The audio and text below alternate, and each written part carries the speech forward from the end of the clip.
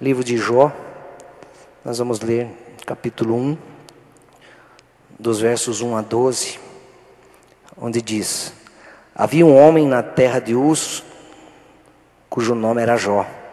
Era homem íntegro e reto, que temia a Deus e se desviava do mal.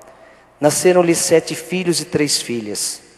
Possuía ele 7.000 ovelhas, 3.000 camelos, 500 juntas de bois e 500 jumentas, tendo também muitíssima gente ao seu serviço, de modo que este homem era o maior de todos os do Oriente. Iam seus filhos à casa uns dos outros e faziam banquetes, cada um por sua vez, e mandavam convidar as suas 3 irmãs para comerem e beberem com eles. E sucedia que, tendo decorrido o turno de dias de seus banquetes, enviava Jó e os santificava. E levantando-se de madrugada, oferecia holocaustos, segundo o número de todos eles. Pois dizia Jó: talvez meus filhos tenham pecado e blasfemado de Deus no seu coração. Assim o fazia Jó continuamente. Ora, chegado o dia em que os filhos de Deus vieram apresentar-se perante o Senhor, veio também Satanás entre eles. O Senhor perguntou a Satanás: de onde vens? E Satanás respondeu ao Senhor, dizendo: de rodear a terra e passear por ela. Disse o Senhor a Satanás: notaste porventura o meu servo Jó, que ninguém há na terra semelhante a ele, homem íntegro e reto, que teme a Deus e se desvia do mal? Então respondeu Satanás ao Senhor e disse: porventura Jó teme a Deus de balde? Não o tens protegido de todo lado, a ele e a sua casa e a tudo quanto tem? Tens abençoado a obra de suas mãos, e os seus bens se multiplicam na terra. Mas estende agora a tua mão e toca-lhe em tudo quanto tem, e ele blasfemará de ti na tua face. Ao que disse o Senhor a Satanás: eis que tudo o que ele tem está no teu poder, somente contra ele não estendas a tua mão. E Satanás saiu da presença do Senhor. Gostaria de ler ainda capítulo 2, dos versos 1 a 7, onde diz: chegou outra vez o dia em que os filhos de Deus vieram apresentar-se perante o Senhor, e veio também Satanás entre eles apresentar-se perante o Senhor. Então o Senhor perguntou a Satanás: de onde vens? Respondeu Satanás ao Senhor, dizendo: de rodear a terra e de passear por ela. Disse o Senhor a Satanás: notaste porventura o meu servo Jó, que ninguém há na terra semelhante a ele, homem íntegro e reto, que teme a Deus e se desvia do mal? Ele ainda retém a sua integridade, embora me incitastes contra ele para o consumir sem causa. Então Satanás respondeu ao Senhor: pele por pele, tudo quanto o homem tem dará pela sua vida. Estende agora a mão e toca-lhe nos ossos e na carne, e ele blasfemará de ti na tua face. Disse, pois, o Senhor a Satanás: eis que ele está no teu poder, somente poupa-lhe a vida.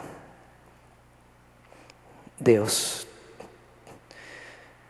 o Senhor conhece a história e a vida de cada pessoa que está aqui, de cada pessoa que vive neste mundo e nessa terra. O Senhor conhece muito bem as necessidades de cada coração. E o Senhor sabe o quanto eu sou incompetente e incapaz de transmitir tudo aquilo que o Senhor quer. E por isso, Deus, eu quero me entregar nas tuas mãos e pedir que a tua misericórdia, a tua graça seja derramada sobre todos nós nesse instante, de tal maneira que o Senhor se revele ainda mais ao meu coração e ao coração dos meus irmãos e de todos aqueles que estiverem ouvindo a tua palavra.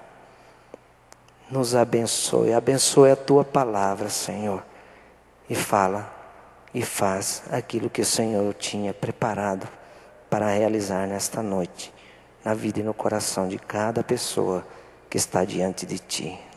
Nós oramos assim, Senhor, agradecidos no nome poderoso e precioso de Jesus. Amém. Estudando o livro de Jó, a gente aprende muitas coisas em relação à nossa vida de fé, em relação ao nosso Deus. O livro de Jó é de um autor de autor desconhecido. Alguns dizem que foi o próprio Jó, outros dizem que foi um dos seus amigos, Eliú, outros dizem que foi Moisés, outros dizem que foi Salomão, outros dizem que foi Isaías.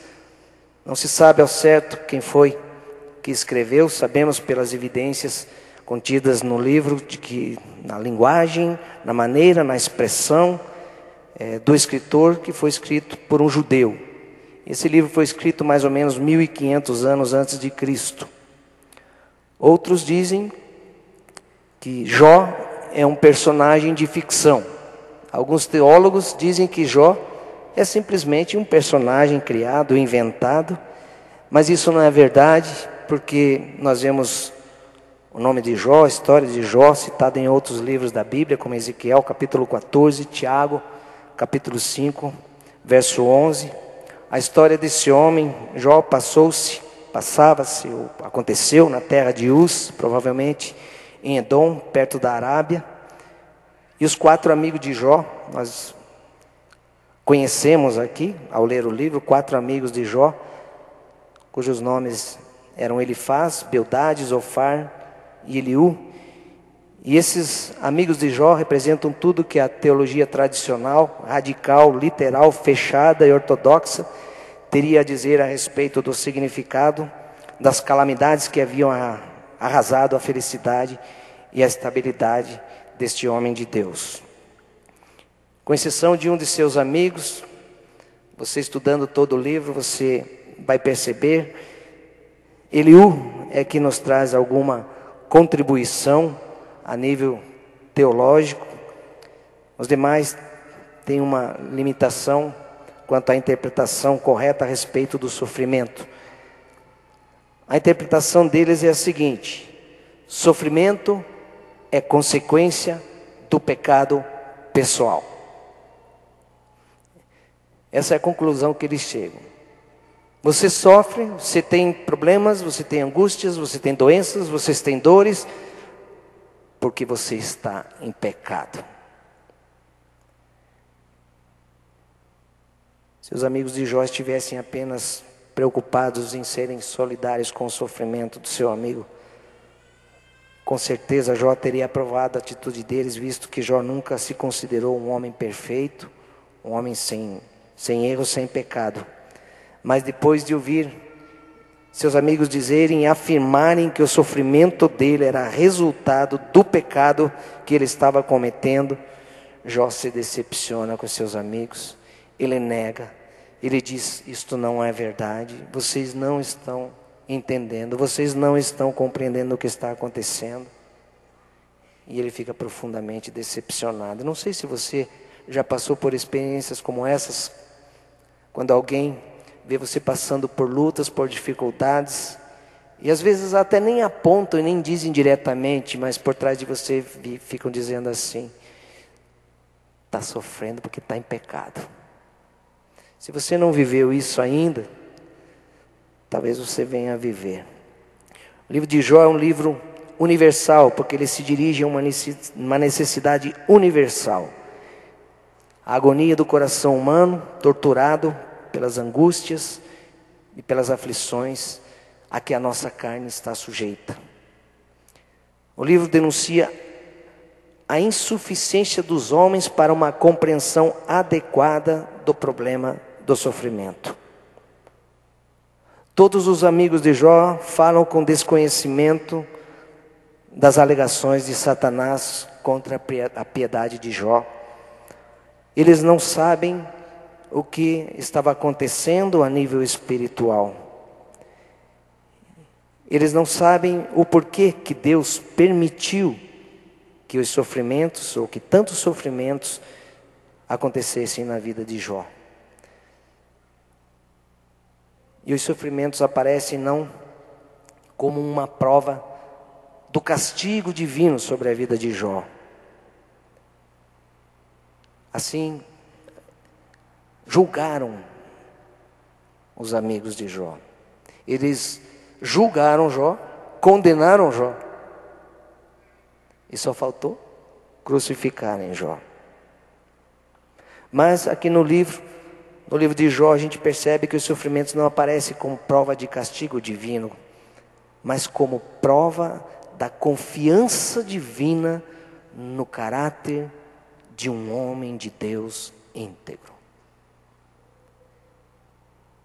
Como prova da confiança de Deus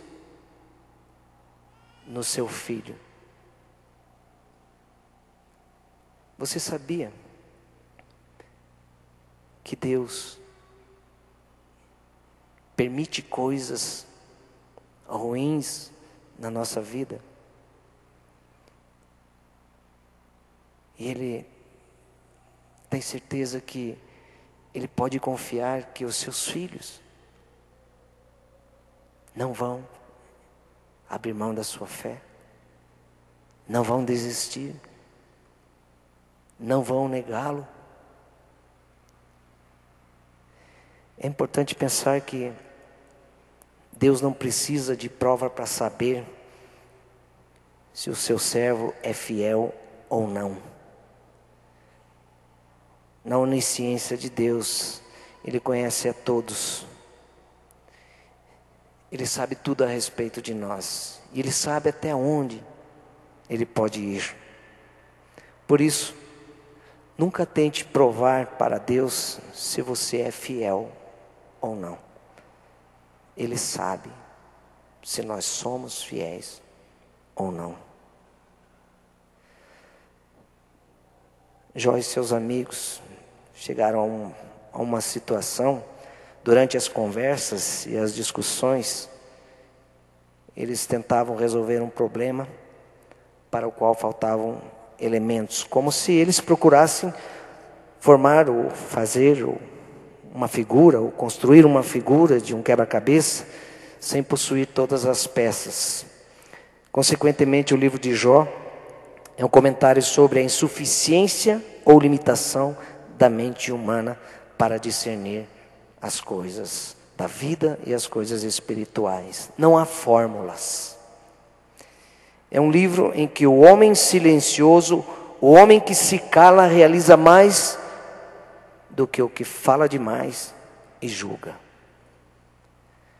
Mas também o autor não defende a ideia de que nós temos que ser sofredores, ou seja, de que nós temos que procurar sofrimento, e nem a ideia de que devemos nos desesperar achando que tudo é consequência do pecado. Porque muitas pessoas acham, quanto mais eu sofrer, mais consagrado eu sou. E alguns até procuram sofrimento para dizer que são mais consagrados. Outros se desesperam achando que tudo que acontece de errado na sua vida é consequência do pecado, e não é assim. Ele crê num Deus que pode satisfazer as necessidades humanas, independente das circunstâncias da vida. Aqui no livro de Jó, Deus não responde a nenhuma das questões debatidas no decorrer desse livro a respeito do sofrimento, mas simplesmente Ele satisfaz a necessidade do coração do seu servo Jó. Deus não explica para Jó tudo o que está acontecendo. Deus não explica cada fase da batalha, mas Deus torna Jó mais do que vencedor no meio das batalhas. As palavras sincero e reto sugerem-nos um homem íntegro, sugerem que Jó, além de ser um homem íntegro e de elevada moral, ele era um homem amadurecido, equilibrado. E nós tratamos, e nós tivemos uma irmãzinha, uma médica profissional da área de saúde, e ela colocou algo interessante, que a Organização Mundial de Saúde considera como saúde não a ausência de doença, mas o equilíbrio entre o corpo, a alma e o espírito. Isso é ter saúde integral. Mas olhando, a gente olha para a vida de Jó e a gente vê as bênçãos que Deus concedeu a ele. As grandes bênçãos de 10 filhos, como diz o verso 2. Riquezas materiais, como diz o verso 3. A harmonia que havia entre os seus filhos, entre os seus familiares, entre toda a sua família, diz o verso 4. Tudo contribuía para a felicidade de Jó. Mas, como nós também aprendemos, nós não somos chamados para fazer parte do povo de Deus para sermos felizes. Nós somos chamados para sermos fiéis. Porque Jesus não estava morrendo de felicidade ao ser humilhado, desprezado, condenado, crucificado, assassinado de forma brutal. E quando ele estava lá na cruz, ele não estava morrendo de felicidade, mas sim de amor. E ele foi fiel a Deus, e ele foi fiel a mim e a você. Porque naquele momento, o sangue dele estava sendo derramado, para que o meu e o seu não precisasse ser derramado, para que eu e você pudéssemos ter perdão de pecados, porque a condenação que estava sobre nós foi toda lançada sobre ele na cruz do Calvário. Alguém tinha que pagar o preço do pecado da humanidade, mas tinha que ser alguém santo e sem pecado. E não há, e nunca vai haver ninguém aqui na terra sem pecado que pudesse satisfazer a justiça divina. Tinha que ser sangue de alguém sem pecado. Por isso Cristo teve que descer na terra e sem pecado na cruz se tornar pecado por nós. Voltando para a história de Jó, no verso 6 inicia-se um dramático concílio celestial, nos quais aparecem, diz o texto, os filhos de Deus, que são anjos, incluindo Satanás, que significa adversário. E um professor descreveu assim, nas seguintes palavras, o papel de Satanás: na terra é o inspetor de Deus junto aos homens, no céu o adversário dos homens junto de Deus, ou seja, o acusador. No verso 8, Deus elogia seu servo Jó. Mas no versículo 9, Satanás questiona dizendo: será que não é por interesse próprio que Jó te teme? Será que não é por segundas intenções que ele é fiel ao Senhor?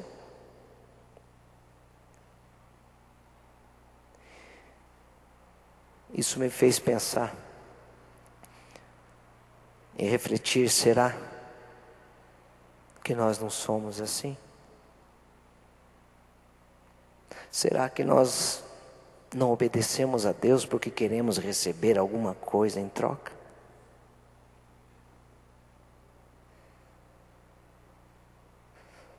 Satanás diz que o homem serve a Deus só para receber tudo quanto lhe é possível, e que Jó é um destes, que serve a Deus, que é fiel a Deus, porque recebeu tudo.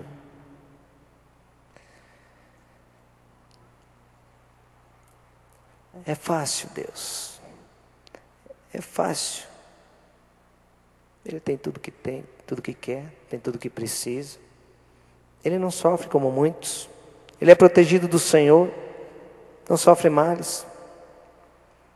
Olha o verso 10 que diz: não o tens protegido de todo lado, a ele, a sua casa e tudo quanto tem?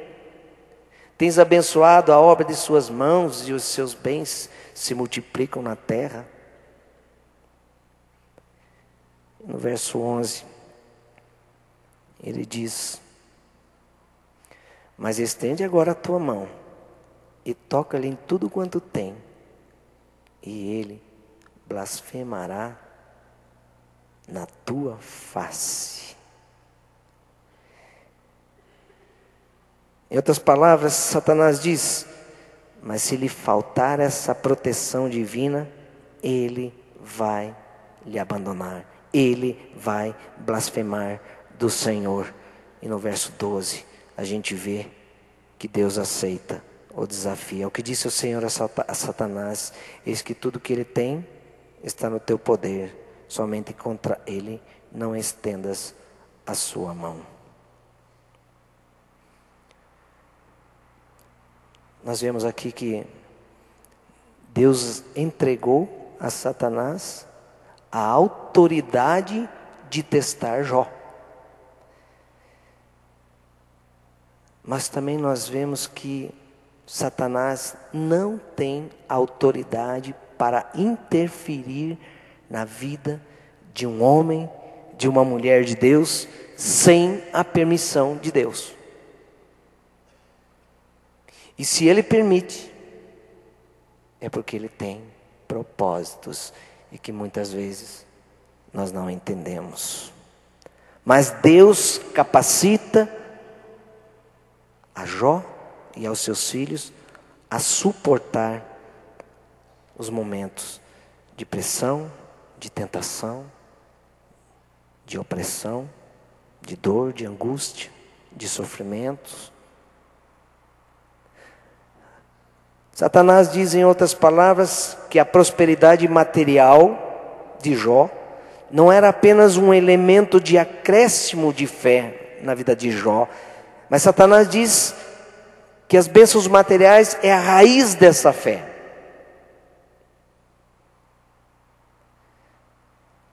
E sabemos que se nós destruirmos a raiz de uma planta, essa planta morre. E isso me fez pensar: qual é a raiz da minha fé?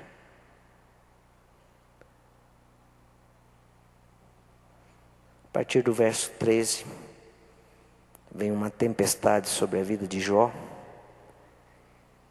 E vem 4 golpes que enchem de angústia o mundo de Jó, a vida de Jó, a casa de Jó. Primeiro, no verso 15, os árabes destroem todo o gado. No verso 16, um raio vem e consome todas as ovelhas e servos, ou quase. No verso 17 diz que os caldeus levaram seus camelos e mataram os demais servos. E para completar, nos versos 18 e 19, vem a pior notícia: seus filhos foram mortos por um vendaval. 10 filhos foram mortos por um vendaval.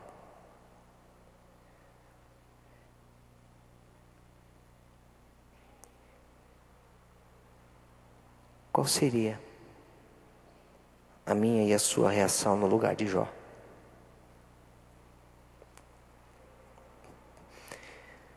A gente acompanha, e no ministério pastoral a gente tem que conviver e ver o sofrimento de pessoas que perderam tudo, que faliram, e a gente vê o sofrimento. No ministério pastoral a gente convive e sofre com situações de pessoas que perderam um filho. Eu não tenho ideia do que é perder um filho.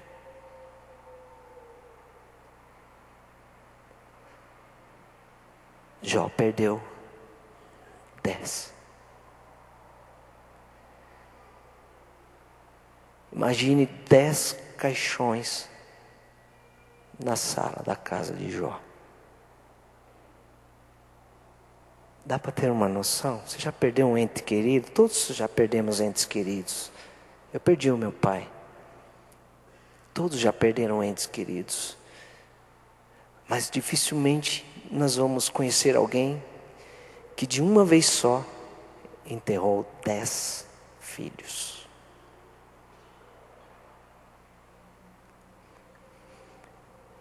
E Jó, atolado até o pescoço em aflições e angústias, podia ainda proferir as palavras que permanecem imortais.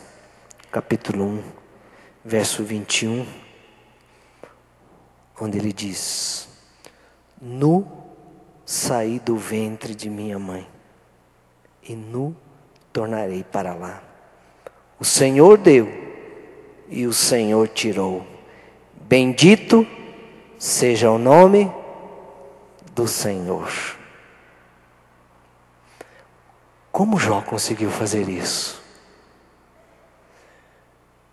Tanta calamidade, tanta dor, tanto sofrimento. Olha o que procede do coração deste homem de Deus.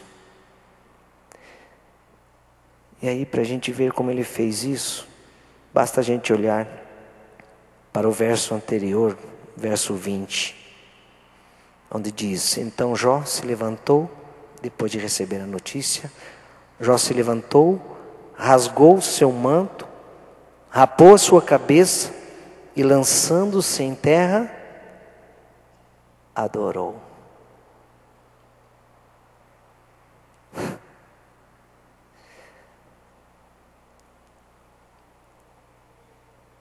Com o rosto em terra, depois de tudo que havia acontecido, Jó adorou. Ao invés de Jó lutar contra a sabedoria, contra a soberania do nosso Deus, Jó se rendeu a ela. Muitas vezes nós achamos que Deus não está sendo sábio em conduzir as situações da nossa vida. Muitas vezes nós achamos que Deus, de alguma maneira, Ele está falhando. E nós muitas vezes queremos lutar contra a soberania de Deus. Você pode lutar contra a soberania de Deus. Só quero dizer uma coisa para você: eu nunca vi ninguém ganhar dele.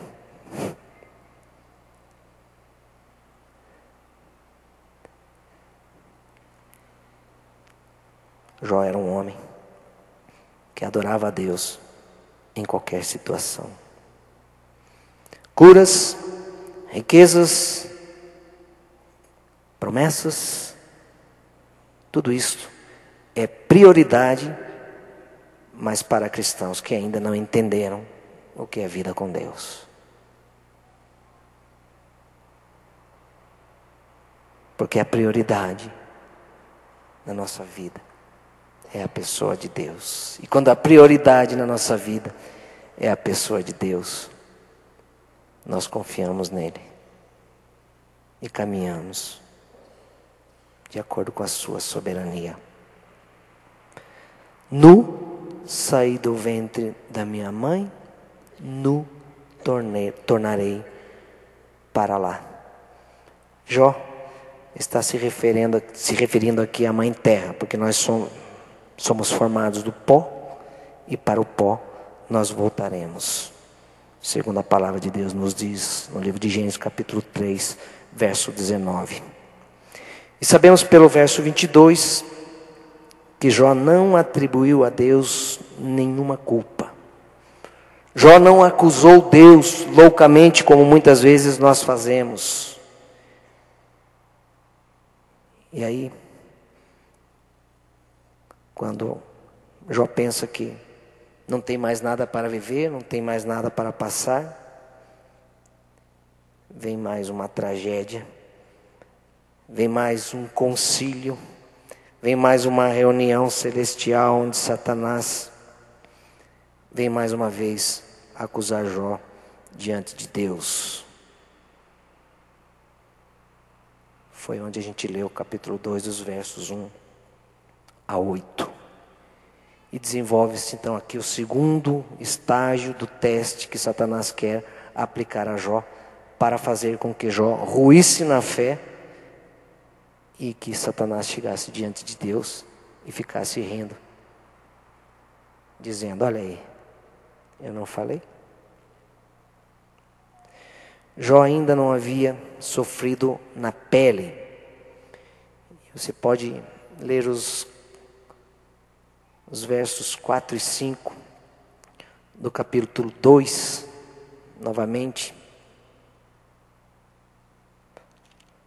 onde diz: então Satanás respondeu ao Senhor: pele por pele, tudo quanto o homem tem, dará pela sua vida. Estende agora a mão, toca-lhe nos ossos e na carne, e ele blasfemará de ti na tua face. No verso 6, Deus autoriza Satanás a continuar o teste, mas sem tocar na vida de Jó. E mais uma coisa que a gente aprende aqui, e que a gente lembra: nós vemos que o maligno não tem livre poder sobre o corpo dos filhos de Deus.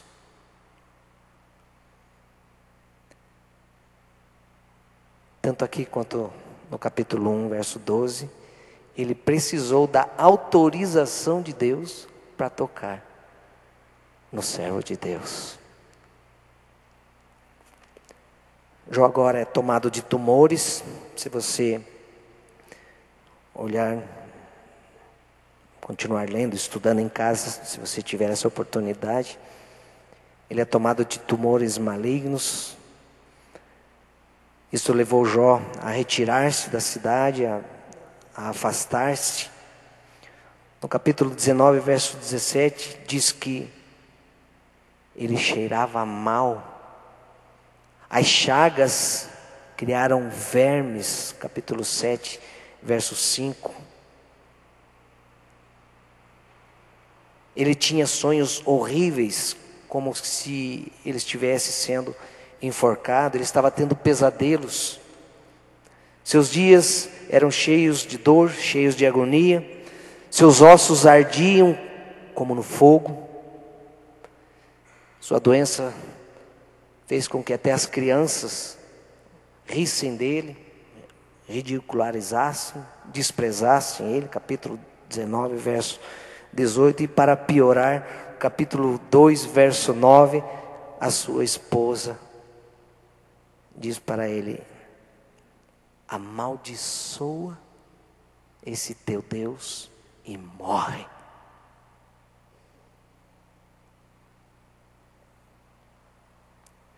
Ele já não tinha problemas suficientes, né? E aí, quando ele esperava o apoio da sua esposa, ela diz: amaldiçoa esse teu Deus e morre.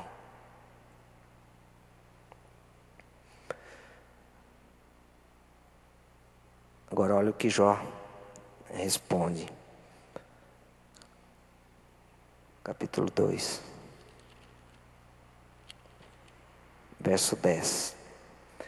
Mas ele lhe disse: como fala qualquer doida, assim falas tu. Receberemos de Deus o bem e não receberemos o mal? Em tudo isso, não pecou Jó com os seus lábios.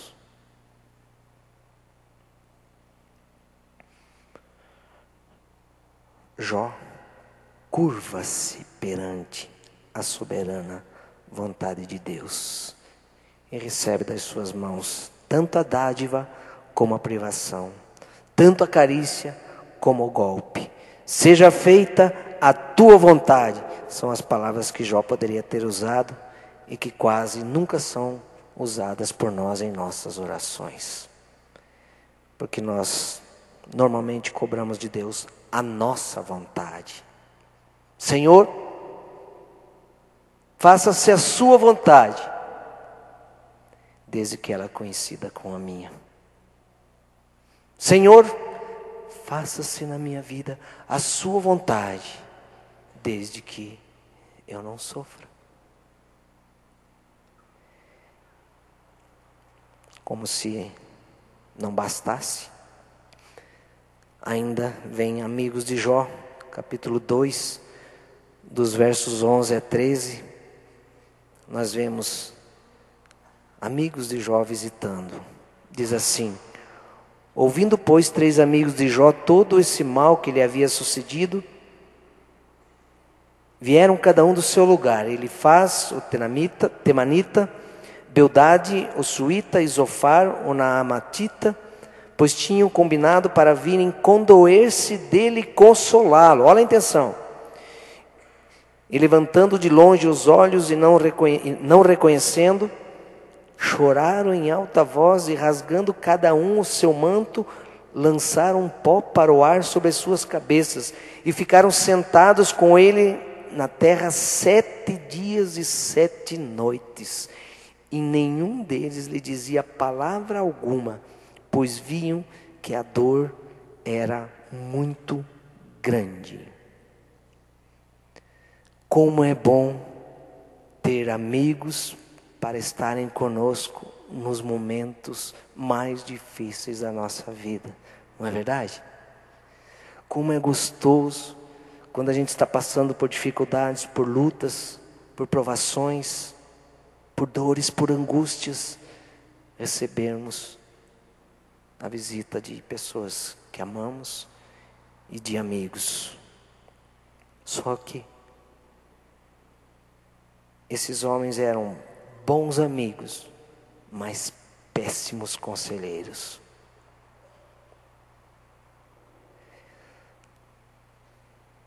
Todo mundo fugiu da presença de Jó.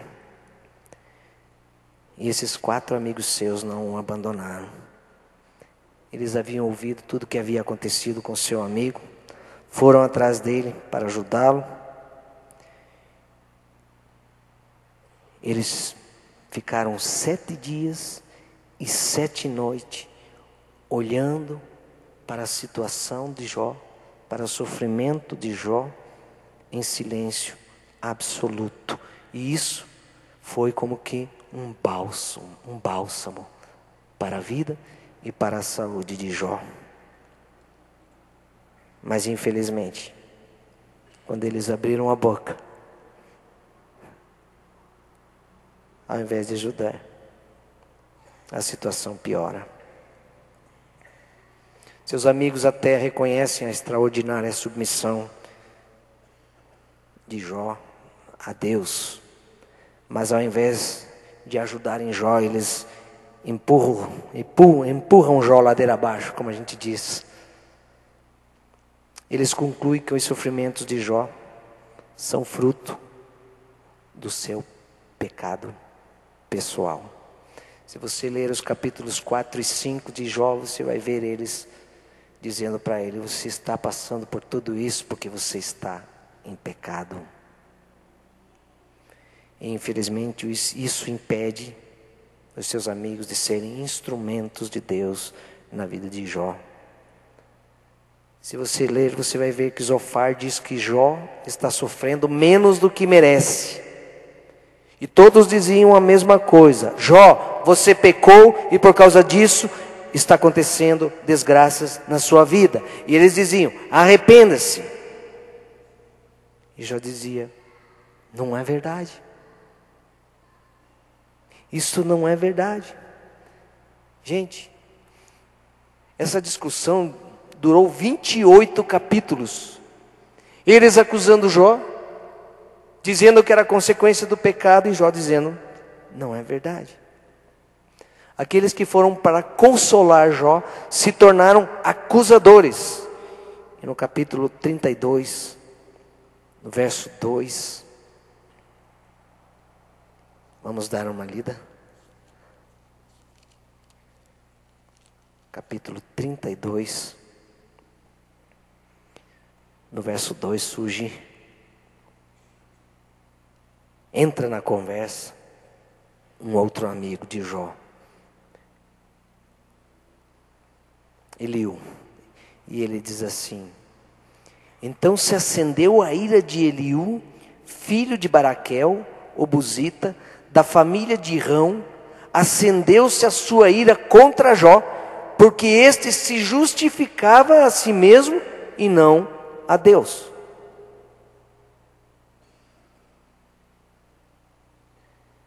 Seu amigo ficou irado, porque ele queria que Jó reconhecesse que ele estava em pecado e por causa disso estavam acontecendo as desgraças. E nós não pensamos assim? Muitas vezes nós não julgamos as pessoas assim. Olha lá, tem coisa que não está dando certo na vida dele, está em pecado.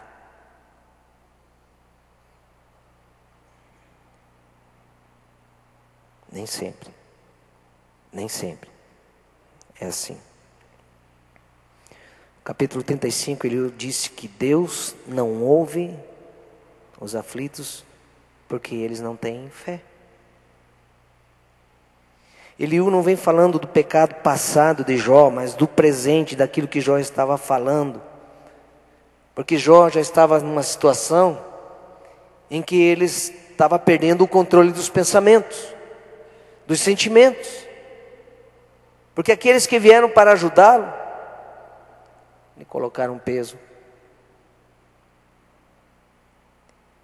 Nos momentos de dor, nós também pronunciamos palavras impensadas. O sofrimento nos leva a dizer e até a crer em fatos que não são verdadeiros. E quando a dor perfura a nossa carne, percorre o nosso espírito e começa a nos castigar, nos torturar, atinge todas as áreas da nossa vida, e nós começamos a emitir pensamentos tais como Deus não existe, Deus não me ama, Deus me abandonou, Deus está morto, Deus não se importa comigo, e assim vai. Jó teve ideias e pensamentos carnais e não divinos. Ele pensou que Deus estava brigando com ele, que Deus estava o ignorando. E ele disse, em determinado momento, que era melhor ele ter pecado mesmo, para fazer jus ao sofrimento que ele estava tendo. Esse seu amigo Eliú chega a fazer uma brilhante defesa no capítulo 32, dos versos 6 a 37. Eliú faz uma defesa de Deus. Eliú tenta ficar defendendo Deus por causa da situação que Jó estava enfrentando. E Deus não precisa de defesa. E ao mesmo tempo que Eliú falava, ele trazia mais sofrimento ainda para Jó. E ele diz que Jó fala como um tolo e que ele merece a sentença máxima. Eliú se diz sábio, mas estava fazendo uma grande besteira. Mesmo falando grandes verdades, mesmo usando a própria palavra de Deus, e o clamor de Jó era um só: o que eu fiz? O que eu fiz? Jó não havia feito nada. Tudo fazia parte de algo muito além da visão humana. Muito maior, algo muito maior do que Jó podia imaginar. Era uma batalha, entre aspas, entre Deus e Satanás. E além da dor que Jó já sofria, seus amigos vieram acrescentar a Jó o sentimento de culpa. Eliú não errava ao afirmar que possuía uma explicação divina para o sofrimento humano, porque a experiência demonstra que o pecado traz consequências na sua bagagem que depois descarrega sobre nós. Porque a palavra de Deus diz que o salário do pecado é a morte. A consequência do pecado é a morte. Romanos 6, 23. Nós sabemos que o pecado traz consequências. Até que Eliú estava sendo um porta-voz de verdades divinas. Mas é ao concluir que essas verdades, que essa revelação se aplica a todo o sofrimento humano e ao sofrimento, principalmente de Jó, ao sofrimento em geral, é que ele erra. Ao diagnosticar que o caso de Jó era consequência de pecado, ele faz, e os seus amigos aqui, embora usando a palavra de Deus já era palavra de homens e não mais palavra de Deus. Era a letra. Aqueles amigos não sabiam do que estava havendo no mundo espiritual. Eles não sabiam do diálogo que estava acontecendo entre Deus e o acusador nos lugares celestiais, onde se decidem as questões que envolvem a nossa vida, a vida de todo ser humano, e que ninguém pode adivinhar, apenas confiar. Nós queremos explicação para tudo. Qualquer coisa que acontece de ruim, a gente quer uma explicação. Meus amigos de Jó, e às vezes nós não podemos fazer aquela humilde confissão feita pelo apóstolo Paulo, de que agora vemos como que por espelho, por enigma, mas um dia nós veremos tudo completamente. 1 Coríntios capítulo 13, verso 12.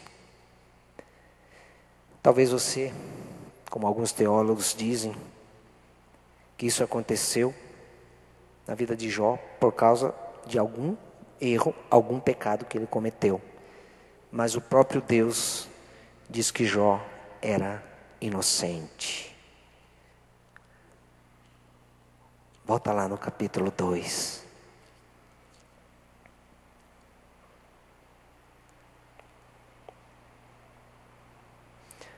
Capítulo 2, verso 3 diz assim: Disse o Senhor a Satanás: Notaste porventura o meu servo Jó, que ninguém há na terra semelhante a ele, homem íntegro e reto, que teme a Deus e se desvia do mal.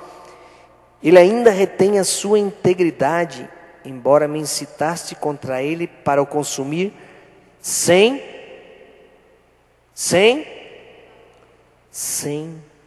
causa.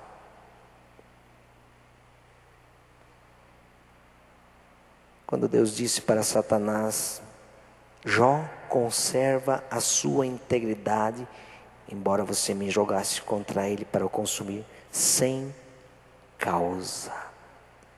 Deus aqui justifica Jó.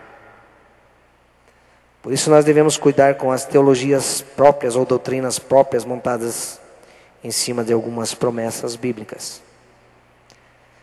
Deus não está limitado à letra. Deus não é como um joguinho.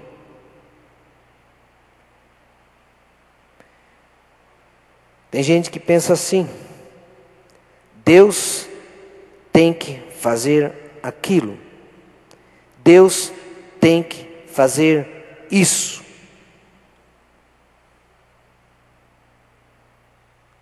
Eu determino, eu decreto. Ele prometeu, e todas as promessas bíblicas Ele cumpre, e são todas para mim.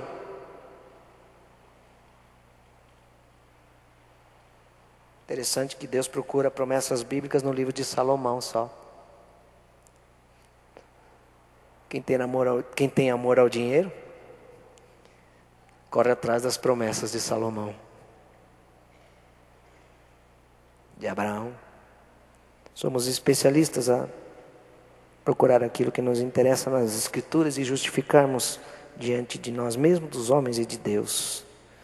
Deus está muito acima da nossa medíocre interpretação das Escrituras e visão de vida. Vida com Deus. Capítulo 32, verso 1, pois se pode ver aí, os amigos de Jó desistem, porque Jó afirma ser inocente, então eles não querem mais saber de nada. Desistem de conversar com ele. E no final,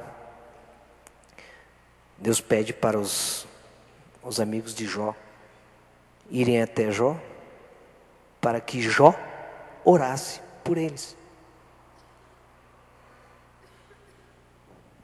Capítulo 42, vamos ver no final.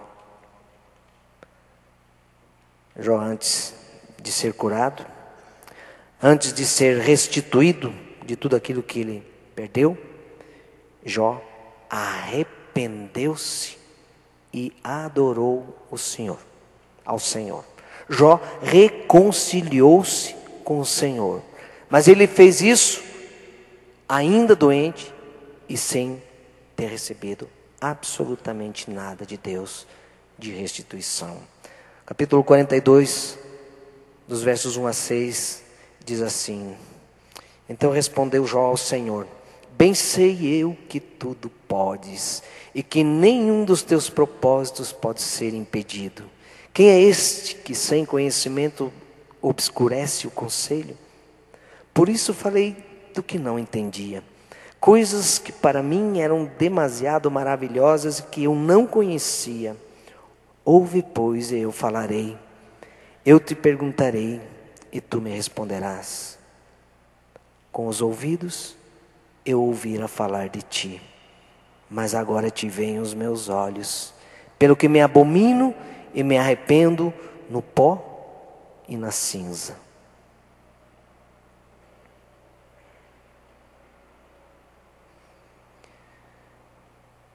Deus dá uma bronca nos amigos de Jó e manda Jó ir até eles. E no capítulo 42, dos versos 7 a 9, a gente vê isso acontecendo e é muito interessante. Onde está escrito: Sucedeu, pois, que acabando o Senhor de dizer a Jó aquelas palavras, o Senhor disse a Elifaz o temanita: A minha ira se acendeu contra ti, contra os teus dois amigos, porque não tendes falado de mim o que era reto, como meu servo Jó. Tomai, pois, 7 novilhos e 7 carneiros, e ide ao meu servo Jó, e oferecei um holocausto por vós, e o meu servo Jó orará por vós, porque deveras a ele aceitarei, para que eu não vos trate conforme a vossa estultícia, a vossa loucura, porque vós não tendes falado de mim o que era reto, como o meu servo Jó. Então foram Elifaz, o temanita, e Bildade, o suíta, e Zofar, na amatita, e fizeram como o Senhor lhes ordenara, e o Senhor aceitou a Jó.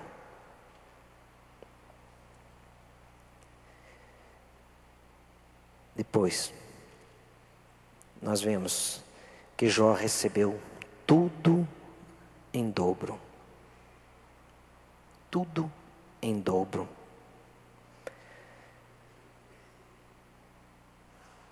E ainda diz a palavra de Deus que Jó viveu por mais 140 anos. E daí, você chega à seguinte conclusão: tá aí, tá vendo? Promessa de Deus. Ninguém toca no ungido do Senhor. Nenhum mal virá sobre a sua casa.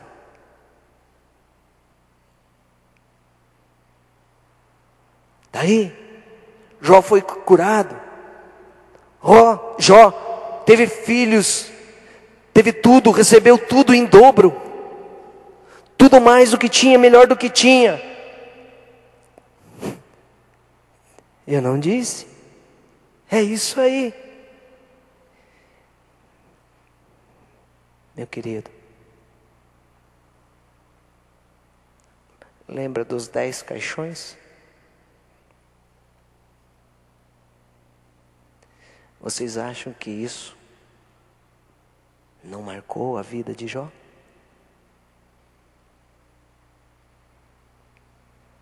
Vocês acham que isso caiu no esquecimento?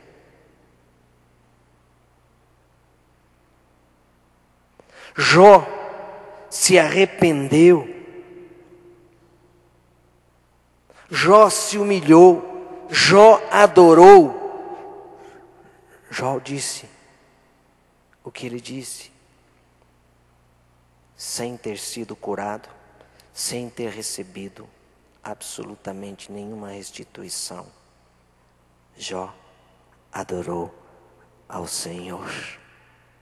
Jó se rendeu à soberania de Deus, adorou ao Senhor, sem cura, sem a restituição dos filhos, sem a restituição dos bens. E ficam lições que nós aprendemos com Deus, com Jó e com o homem que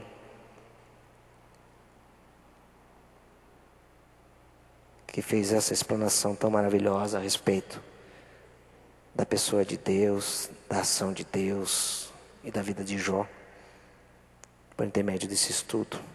E as lições que ficaram para nós é manter a vida pura nos momentos de prosperidade. Manter a fé nos momentos de adversidade. E manter a piedade nas situações de extremo sofrimento. Essa foi foram as lições que nós aprendemos lá e que Deus quer nos ensinar. Manter a vida pura nos momentos de prosperidade, como aconteceu com Jó. Manter a fé nos momentos de adversidade, como aconteceu com Jó. Manter a piedade nas situações de extremo sofrimento, como aconteceu com esse servo de Deus, Jó.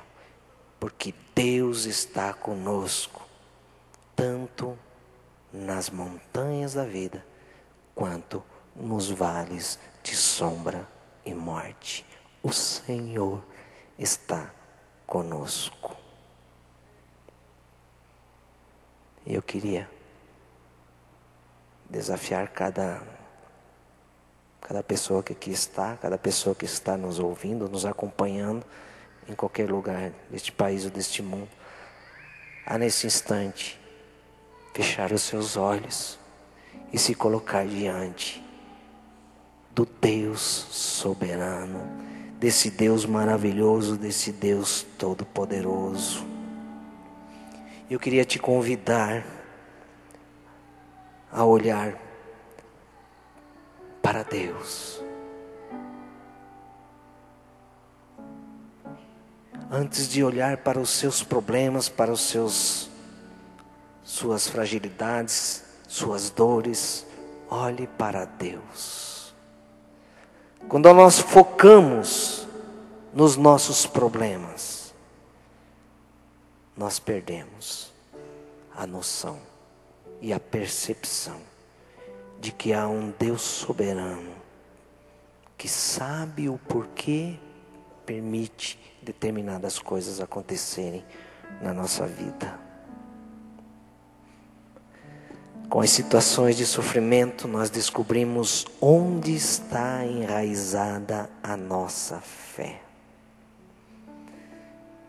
São pelas dificuldades, pelas lutas, pelas dores, pelas batalhas, pelas tentações, que nós descobrimos o nível de fé que nós nos encontramos.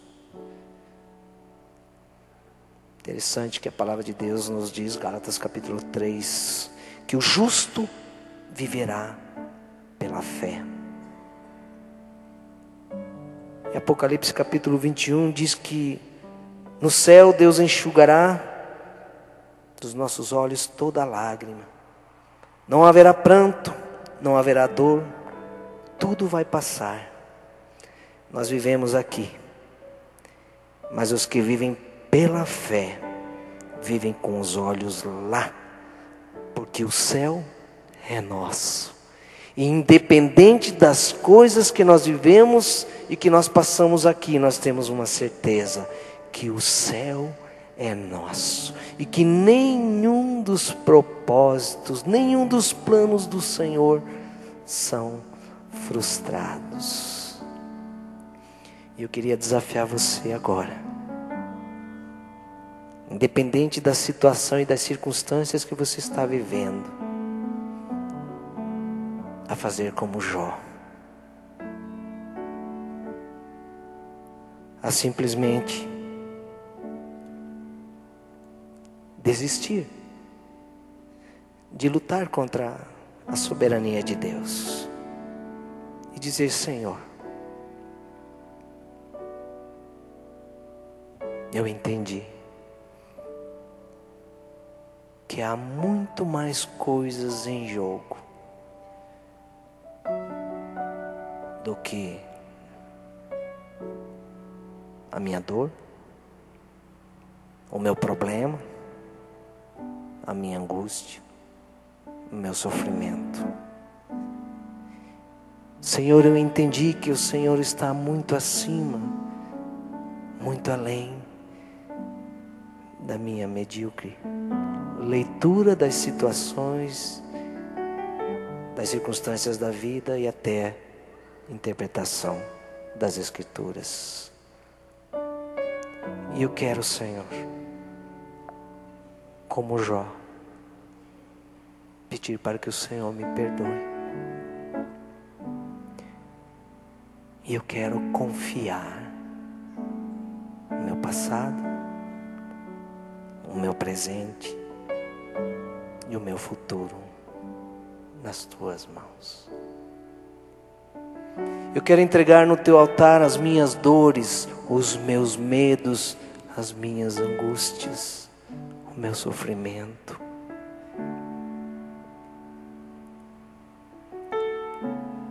Eu me rendo diante da tua soberania e eu me entrego nas tuas mãos.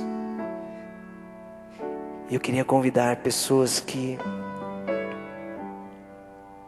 estão fazendo essa oração no seu coração a levantarem do seu lugar, a saírem do seu lugar e juntos aqui na frente, independente da dor que você está sentindo, independente das circunstâncias que você está vivendo, você dizer: Senhor, no meio da tribulação, da angústia e da dor, eu quero te adorar. Eu quero te adorar. Levanta do seu lugar. Se o Senhor falou contigo, se Deus falou o seu coração, se Deus se revelou de uma forma mais intensa, se você percebeu que a vida de fé está muito além, muito acima daquilo que a nossa carne quer, deseja. E se você entende que viver com Deus é descansar nele, é entregar-se a Ele, é render-se a Ele, então levanta do seu lugar. Se Deus está falando com você em cima, ao seu coração, se Deus falou contigo, se o Espírito de Deus está tocando no seu coração, se Deus está falando com você, se Deus está desafiando você aqui, e você quer dizer: Senhor, com a minha falta de fé, com a minha pequena fé, com os meus pecados, com as minhas limitações, com a minha carnalidade, me perdoa, Senhor, mas eu quero te adorar. Eu quero te adorar, porque eu sei que o Senhor me entende, mesmo que eu não entenda as coisas que o Senhor permite. Mas pela fé, Senhor, eu confio que o Senhor está no controle de todas as coisas. E o Senhor permite que coisas ruins aconteçam na minha vida.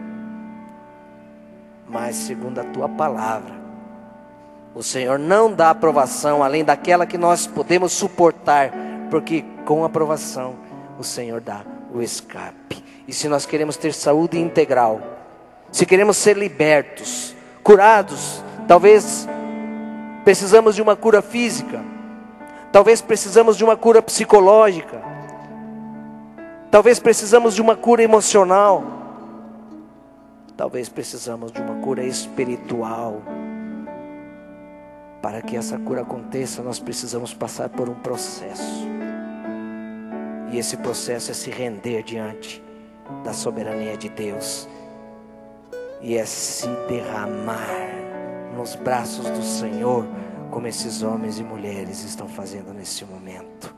Por isso, se Deus está falando ao seu coração, se Deus desafiou você, e a resposta para o Senhor é sim, Senhor. O Senhor falou comigo, eu entendi perfeitamente, e eu estou aqui, de joelhos diante do Senhor. Levanta do seu lugar e vem.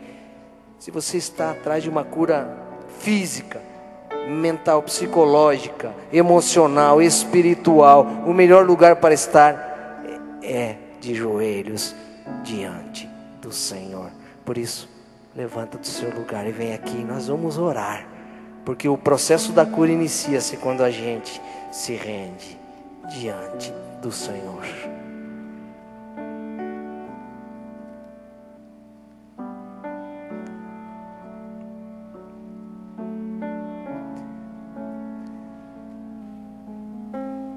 Nós vamos ouvir uma canção.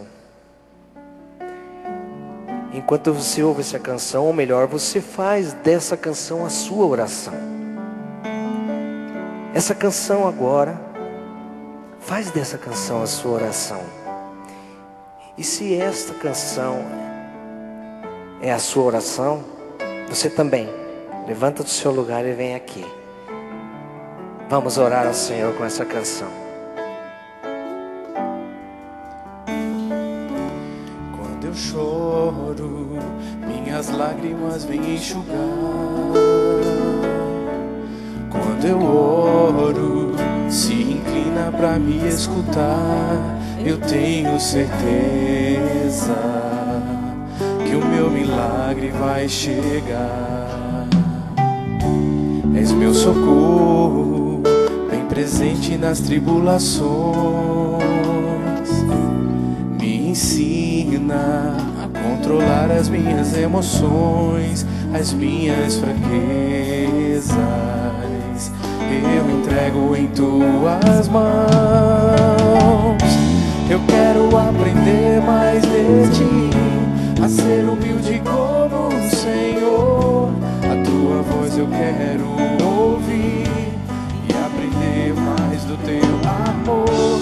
Controla o eu que há em mim, arranca de uma vez toda a dor. Verdade de agir, cura o meu interior.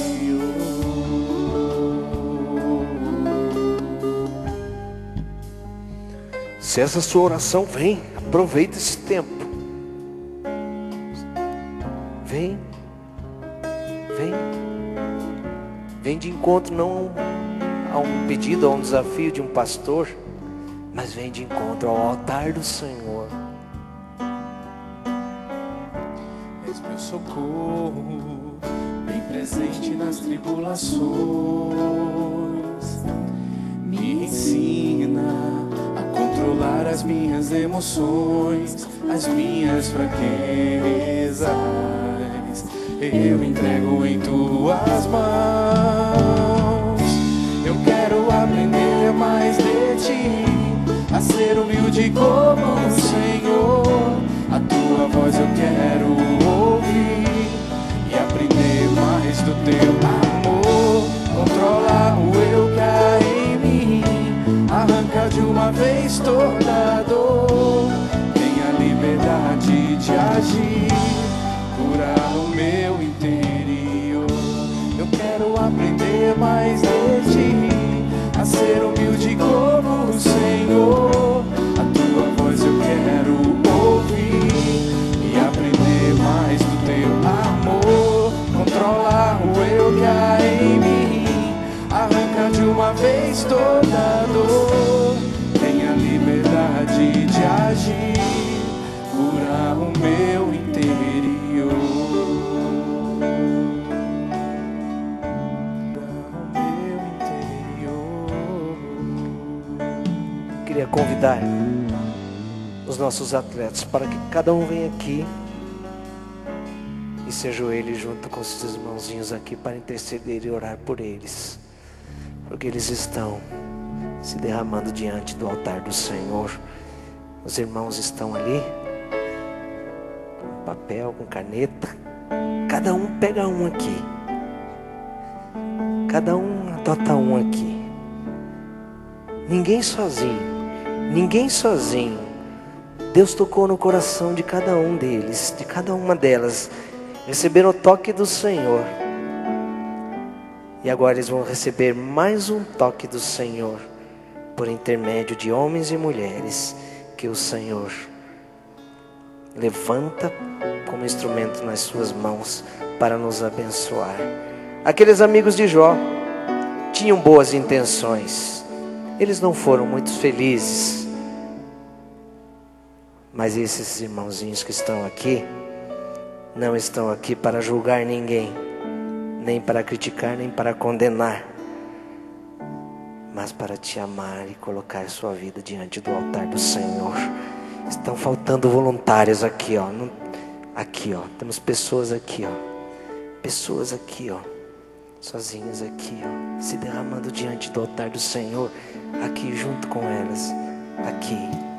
Aqui. Mais alguém sozinho aqui? Aqui, ó. Temos pessoas aqui, ó. Precisamos de intercessores aqui, ó. Pessoas, irmãos nossos na fé, que junto com você estão na presença do Senhor. Tem alguém sozinho? Alguém sozinho? Levanta a mão aqui. Aqui, precisamos de um companheiro, de uma companheira de oração aqui. Aqui, por favor. Aqui, podem vir. Podem vir. Mais alguém? Aqui. Mais duas pessoas. Aqui. Mais alguém aqui. Vamos lá, gente. Aqui. Aqui. Um homem aqui. Ninguém sozinho. Aqui. Isso. Ali, ó. Ali. Pessoas precisam de Deus. Pessoas precisam de pessoas. Intercessores. Tem mais alguém sozinho? Alguém ainda? Aqui. Precisa de uma companheira, um companheiro de oração aqui. Aqui. E vem cá, minha irmã. Vem cá, minha irmã. Aqui. Pode ser as duas. Podem ser as duas. Aqui. Vamos orar. Vamos orar. Senhor, Tu és soberano. Só Tu és Deus. Tu és o Senhor da glória. E nós queremos nos render, Senhor, diante de um Deus tão sábio, de um Deus poderoso, todo-poderoso. E eu quero, junto com os meus irmãos que estão aqui, Senhor, de joelhos, se derramando diante do Teu altar, e outros que estão em outros lugares, em suas casas, em todos os lugares agora, Senhor, homens e mulheres se rendem diante do Teu altar, se derramam diante de Ti, Te adorando, Senhor, Te adorando, Senhor, porque nós temos o mau hábito de olhar para os nossos problemas, nossas dificuldades, nos acharmos os mais coitadinhos, os mais infelizes, os mais injustiçados de todos os seres. E nós descobrimos hoje, Senhor, o quanto pequenos nós somos, o quanto nós somos felizes e não sabemos. Pai, muito obrigado porque o Senhor se revela a nós de uma forma tão maravilhosa que nós não compreendemos e não entendemos como pode o Senhor ter tanta paciência, tanta misericórdia e tanta graça. Mas nós não queremos entender, Senhor. Nós cremos que o Senhor está no controle de todas as coisas. E se coisas difíceis, complicadas, se compreender, de entender, estão acontecendo na nossa vida, não por consequência de pecados nossos, é porque o Senhor está fazendo algo de maravilhoso que nós não percebemos, não entendemos e não compreendemos, mas nós cremos, Senhor.